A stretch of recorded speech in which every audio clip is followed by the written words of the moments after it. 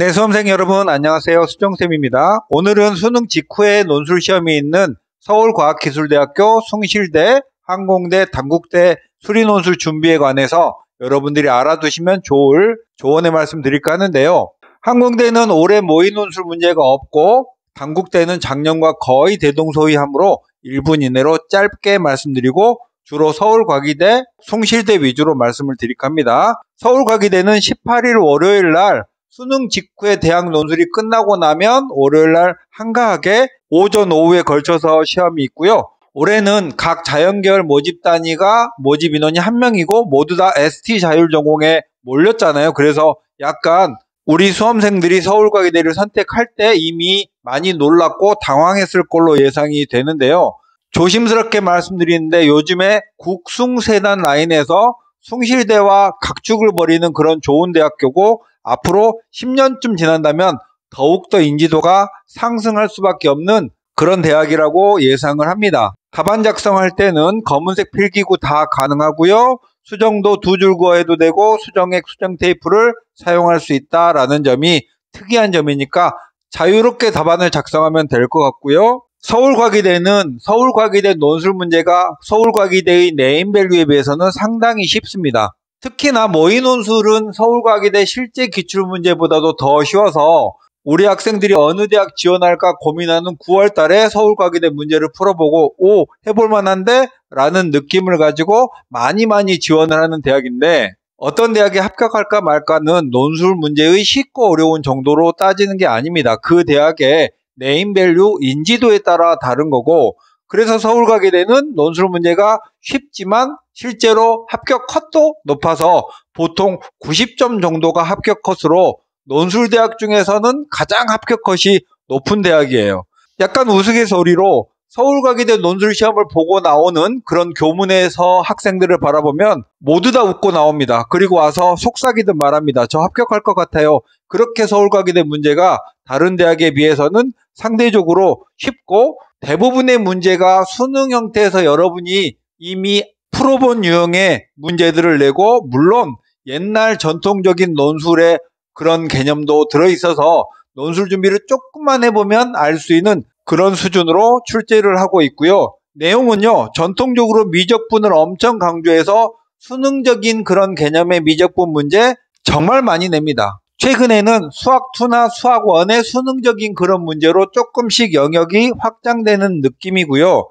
2024학년도 기출문제도 마찬가지로 고르게 출제를 했지만 전부 다 수능적인 범주 안에서 평이한 소재를 출제하고 있다라고 예상을 하시면 좋겠고 그럼 논술 준비는 어떻게 할까요? 난도는 쉽습니다. 근데 우리 학생들이 오해하면 안 되는 게 논술은 수능과 달라요. 논술은 설명하는 과정을 평가하는 시험이기 때문에 여러분이 정답을 맞췄다고 맞춘 게 아니에요. 이렇게 논술 문제가 쉬울수록 답안을 어떻게 논리적으로 개연성 있게 잘 작성할까라는 점을 초점을 맞춰서 준비를 해야 되겠고 문제가 1, 2, 3번 있잖아요. 그럼 문제 1번은 수능의 곳곳을 물어볼 수 있게 독립적인 소문항입니다. 문제 1번의 소문항 1번, 2번, 3번이 전부 다 단원도 다룰 수 있고 가볍게 툭 여러분이 원래 알고 있었던 그런 사실에 대해서 물어보는 게 있고 그 이후에 문제 2번과 3번은 점점 갈수록 소문항 사이의 연결관계가 강한 그런 형태적으로 보면 논술의 형태를 띠고 있고 내용적으로 보면 수능과 거의 비슷하거나 가까운 형태로 출제를 하고 있다라는 거예요. 그래서 지금까지 출제됐던 것들을 보면 등비급수 문제, 거의 최초로 등비급수의 활용 문제들을 우리 수능에서 맛볼 수 있는 그런 문제죠. 그런 문제들 출제했고요. 무리방정식, 속도와 미분, 삼각함수와 접선, 넓이, 함수의 최대 최소 등 전통적인 논술의 테마이면서 수능에 아주 가까운 그런 문제들 위주로 출제를 하고 있고 이미 서울과기대는 2022학년도쯤부터 논술 기출문제나 모의 논술 문제가 이미 많이 축적이 돼 있어요. 만약에 여러분이 수능 이후에 금, 토, 일, 3일을 준비한다면 그 문제만 충분히 풀어보고 경향성을 파악해도 서울과기대는 충분하고요. 이미 최근 서울과기대 기출문제를 모두 풀어봤다면 경희대의 수학 1, 2나 미적분 문제 그리고 건대 문제를 풀어봐도 도움이 될 걸로 예상이 됩니다. 저라면요, 수능 직후에 금토에 논술 시험을 많이 보러 가잖아요. 근데 여러분이 만약에 확통 기하도 준비가 안 된 상태에서 건국대나 경희대나 이런 대학에 상위권 대학의 논술을 보러 가서 확률도 없이 실패하는 것보다는 수학 1, 2의 미적분까지 보는 과기대를 차분하게 3일 준비해서 시험을 보는 게 합격 확률이 더 높다고 생각합니다. 물론 반대로 확통이나 기하가 충분히 잘 준비되어 있고 수학도 1등급 정도 나온 학생이라면 건대나 성균관대, 경희대에 준비를 해보는 것도 좋겠지만 그렇지 않은 상황이라면 의미 없이 시험을 보러 가는 것보다는 실속이 있는 대학 서울과기대 준비를 하는 것도 좋을 거라는 생각이 들어요. 일단 여러분에게 필요한 참고자료 기출문제 수록해 놨으니까 다운받아서 보시고, 두 번째, 숭실대학교 수리논술 준비에 관해서 말씀드릴까 합니다. 수능 이후에 딱 하루의 준비 시간이 있죠. 수능 이후에 딱 하루 동안 뭘 하는 게 효과적일지에 대해서 저도 끊임없이 생각해 보지만 하루라는 시간적 한계가 정말 극복하기 힘든 요소라는 사실을 생각해 보긴 합니다. 일단 수능 다음날 하루의 시간이 있고요. 서울과기대와 마찬가지로 100분의 시험 시간이 있는데 대신 대문항이 4개로 서울과기대보다 한 문제가 더 많아요. 그러니까 전체적으로는 문제를 읽고 해석하고 함수를 판단하는 그런 기본적인 시간 소요가 많기 때문에 서울과기대보다 더 바쁜 대학이 될 수 있고요. 올해 모의논술은 이렇게 출제를 했는데 숭실대는 모의논술에서 충분하게 올해 논술을 이렇게 낼 거야 라는 걸 예고하고 있는 대학이기 때문에 여러분이 올해 모의논술 문제를 풀면서 올해 논술 준비를 어떻게 할 것인가에 대해서 생각을 해보시면 좋겠고, 4문제다 보니까 1번, 2번, 3번, 4번으로 가면 갈수록 어려워지는 구조고 문제 1번, 2번은 정말 쉽습니다. 근데 3번으로 가면 상당히 어렵고 4번으로 가면 변별력 확보를 위해서 꽤나 어려운 수준으로 출제를 하는데, 세부적인 내용을 말씀드리면 고1 수학이 비중 있게 출제됩니다. 대부분의 대학은 고1 수학의 내용을 간접적으로 문제 안에 연계시켜 놨는데 숭실대는 그거보다는 살짝 더 고1 과정을 직간접적으로 포함했기 때문에 고1 과정에 정리를 해야 되는데 우리 하루밖에 시간이 없으니까 아마 그런 건 불가능할 것 같고, 올해 모의논술을 수능 이후에 여러분이 하루 동안 준비를 한다고 해도 모의논술을 꼼꼼하게 뜯어보고 분석해보고 전체적으로 답안을 한번 작성해 보시는 게 좋을 거예요. 그리고 자주 내는 단어는 새롭게 정의한 함수의 최대치에서 접선의 성질, 특히 원과 관련한 그런 성질, 연속성, 미분 가능성, 정적분 계산 문제도 하나 정도는 들어있는 그런 류의 대학교고요. 기존에는 고지식학의 미적분 위주로만 출제하다가 지금은 수학 1, 2 미적분까지 고르게 출제하면서 조금 더 미적분 문제가 난도가 높고 변별력 확보의 문제라는 거예요. 시험의 주의사항은 답안지는 비포용지고요. 답안 작성은 문제 1, 2번은 앞면에, 문제 3, 4번은 뒷면에 작성을 해야 되겠고, 필기도구는 검은색 필기구인 볼펜, 연필, 샤프가 모두 다 가능하고 2줄 긋기나 지우개 사용은 되는데 수정액이나 테이프는 사용할 수 없습니다.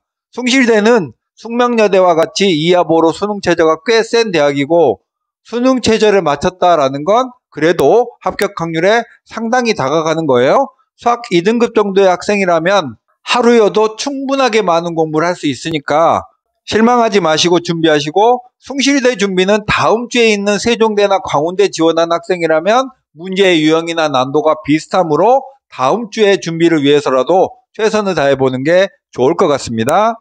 그 다음 단국대는 이미 제가 5월달에 찍어놓은 영상이 있고 거의 대부분의 내용이 그 내용 안에서 포함되어 있으므로 오늘은 설명을 하진 않을까 하는데요. 잠깐 요약 말씀만 드리자면 단국대는 120분의 시간이 있고 대문항 2개가 있고 그 대문항 안에 중문항, 소문항이 많으면서 대체로 지문도 엄청 복잡하게 길고 수식도 많고 그냥 보기만 해도 어려운 수학 문제입니다. 게다가 실제로도 난도가 상당해서 단국대의 네임밸류보다는 훨씬 어려운 느낌인 대학이거든요. 그러니까 우리 학생들이 수능 다음날 단국대 논술 준비를 안 했다가 이제 해봐야지 하고 단국대 문제를 피면 숨막히게 어려워 보입니다. 어려워 보이고 실제로 어렵고, 작년까지는 미적분 위주로만 냈고 전통적인 개념과 계산이 들어있는 그런 까다로운 문제 위주로 출제를 해서 단국대 논술 준비를 한다는 수험생을 보면 불쌍해요. 너 단국대 문제가 만만하지 않을 텐데, 이런 유형이고, 그런데 문제의 난도와 합격은 다르다고 했잖아요. 이렇게 문제가 어려우니까 과에 따라서는 30점대도 합격하는 경우가 있고 50점 맞으면 완전 훌륭한 경우입니다. 그러니까 우리 학생들이 단국대 지원할 때는 문제를 보고 놀래지 말고 담담한 마음으로 시험을 봐라 라는 말씀 드리고 싶고, 실제로 합격한 학생들도 그렇게 수학 실력이 뛰어나지 않아도 끈기 있게 가서 물고 늘어져서 합격한 경우가 많고, 올해 모의논술에서 보면 미적분 위주로 출제하겠다 해서 조금 더 이제 확장해서 수학 1도 있고 수학 2의 문제도 일부의 문제로 포함되어 있습니다. 그러니까 단국대는 미적분, 온리 미적분에서 조금 벗어나서 이제 수학 2나 수학 1도 출제할 수 있지만, 단국대 문제는 비주얼적인 측면에서 보면 시각적으로 매우 어려워 보이는 그런 문제지예요. 그러니까 단국대 시험 보는 학생들, 논술 준비하는 학생들은 쫄지 말고 준비하라가 가장 단국대의 중요한 사항입니다. 마지막으로 항공대는 올해 모의논술도 실시하지 않아서 제가 6월에 말씀드린 항공대 기출분석 안에서 충분하게 여러분이 들어보시면 알 수 있기 때문에 우측 상단에 한번 클릭해서 들어보시면 될 것 같고, 한마디 말씀만 드린다면 공학계열은 서울과기대랑 거의 문제의 구조나 난도 그런 것들이 유사하고요. 오히려 이학계열이 항공운항과가 있다 보니까 난도가 수학 1, 2에 제한되어 있지만 높아요. 게다가 이학계열은 수학 1, 2에 제한되어 있다 보니까 오히려 고1의 과정의 문제들도 꽤나 까다롭게 냅니다. 여기 부분은 본격적으로 한 번 정도 공부를 하고 정리해 놓지 않으면 고1의 몇 년 전의 기억으로 풀 수는 없기 때문에 항공대 2학계열 준비하는 학생, 항공운항과 매니아인 혹은 다른 2학계열에 준비하는 학생이라고 하더라도 고1 과정을 지금부터 남은 며칠 동안 읽어보지 않으면 풀 수 없는 그런 문제들을 출제한다는 사실을 알아두면 좋겠고, 전통적인 수학 1에서의 수학적 귀납법 같은 그런 증명 문제, 수학 2의 그래프와 연관되는 그런 문제도 출제할 수 있는 그런 대학입니다. 공학계열은 과기대 수준, 이학계열은 항공대 수준보다 조금 더 어렵게 출제한다는 사실에 주목하면서 하루라도 잘 준비해 보시길 바라겠습니다. 수종쌤이었습니다. 안녕.